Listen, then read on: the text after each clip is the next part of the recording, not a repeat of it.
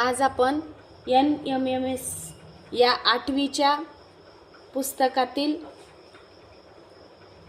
प्रकरण वर्गीकरण 2 मध्ये विसंगत पद ओळखणार आहोत। विसंगत पद ओळखणे याच्यामध्ये 3 एकसारखे असतात आणि एक वेगळं असतं। तर सगळ्यात पहिला प्रश्न बघूया आपण। पहिल्या प्रश्नामध्ये 1 नंबरला 71, 39, 13 आणि 59 जर आपण पाहिलं तर 71 ही मूळ संख्या आहे, 13 सुद्धा ही मूळ संख्या आहे आणि 59 ही सुद्धा मूळ संख्या आहे, परंतु 39 ही मूळ संख्या नाहीये। मग 39 हे 13च्या पाड्यात येतात बघा, 13 39,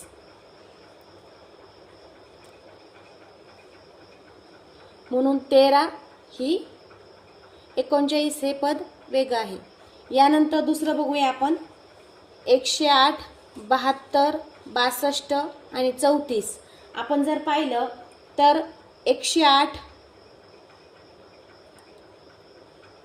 72 आणि 162 हे सगळे 18च्या पटीतील आहे, म्हणजे 18च्या पाड्यामध्ये आहे, परंतु 34 हे मात्र 18च्या पाड्यात नाही। 18 1 18, 18 2 36। आपण पुढचं बघूया 145, 170, 122 आणि 36। यामध्ये जर बघितलं तर सगळ्यात पहिले वर्गसंख्या 145 बघू। 145 म्हणजे किती? 144, म्हणजेच हा 12चा वर्ग आहे। 12च्या वर्गामध्ये 1 मिळवला। मग 169 म्हणजेच कोणाचा वर्ग आहे? 13चा वर्ग आहे, त्याच्यामध्ये 1 मिळवला म्हणजे झाले 170। त्यानंतर 122 11चा वर्ग आणि त्याच्यामध्ये 1 मिळवला। पण 36 मध्ये जर पाहिलं तर केवळ 6चा वर्ग आहे, याच्यामध्ये 1 मिळवलेला नाही, म्हणून पर्याय क्रमांक 4 हा वेगळा आहे। त्यानंतर आपण पुढचं बघूया।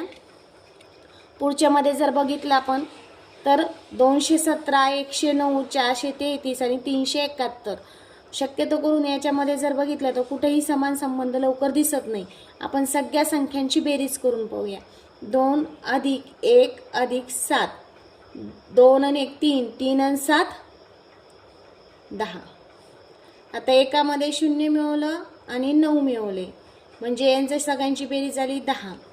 यामध्ये 4 + 3 + 3, 4 आणि 3 7, 7 आणि 3 10।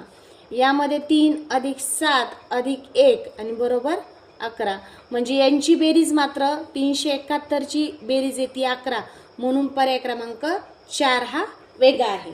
यानंतर आपण बघूया 12, 72, 1272, 1378, 1020 आणि 954। आता 12चा जर पाढा आपण बघितला 12 1 12, 12 2 24, याचे 2 फोड करूया। 12 1 12, 12 24, 12 3 36, 12 4 48, 12 5 60, 12 सकून 72, म्हणजे 12चा पाढा 6 पर्यंत म्हटला की 72 उत्तर येतं। तसं 13चा पाढा 6 पर्यंत म्हटला की 13 सख 78। तसं बघा 10चा पाढा 6 पर्यंत नाही म्हणता येत, पण 2 पर्यंत म्हटला की मग त्याला 20 येतं, म्हणजे हे थोडं वेगळं येतंय।